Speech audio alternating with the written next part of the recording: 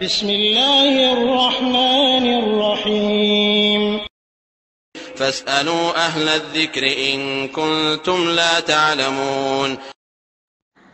ওয়ালাইকুম আসসালাম রহমতুল্লাহ বরকাতুহু।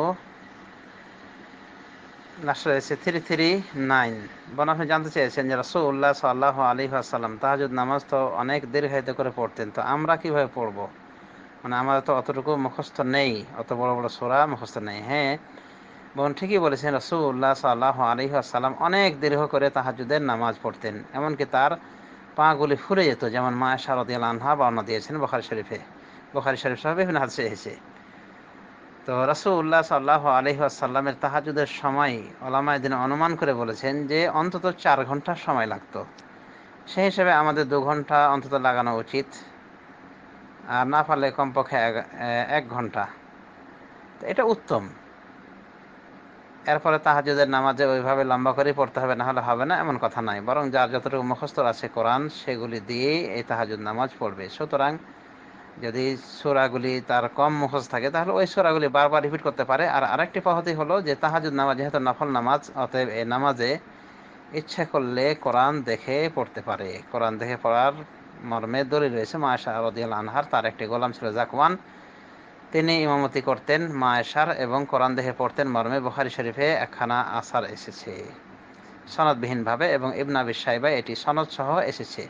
অন্যভাবে আনাস বিন মালিক রাদিয়াল্লাহু আনহু যখন তিনি কোরআন পড়তেন, নামাজে কেরাত করতেন, তখন তার পিছনে গোলামকে রেখে দিতেন, তার গোলামকে কোরআন ধরে রাখতে বলতেন এবং তার ভুল হলে সেটা টুকে দেওয়ার নির্দেশ করেছিলেন।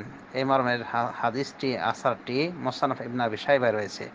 তো এই সমস্ত আসারের আলোকে সৌদি আরবের উলামায়ে দ্বীন মনে করেন যে নফল নামাজে কোরআন দেখে পড়া যায়। সুতরাং এই বোনকে বলবো যে আপনি ইচ্ছা করলে কোরআন দেখেও পড়তে পারেন নামাজের ভিতরে, তাহলে লম্বা লম্বা কেরাত আপনি করতে পারবেন, অসুবিধা নাই ইনশাআল্লাহ।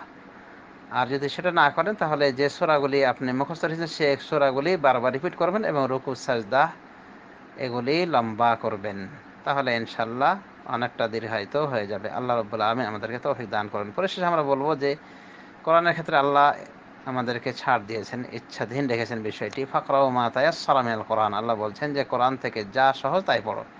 সুতরাং যতটুকু সহজ সে অনুযায়ী পড়লেই যথেষ্ট হয়ে যাবে ইনশাআল্লাহ। তারাবি তাহাজ্জুদ সব কিছু আদায় হয়ে যাবে।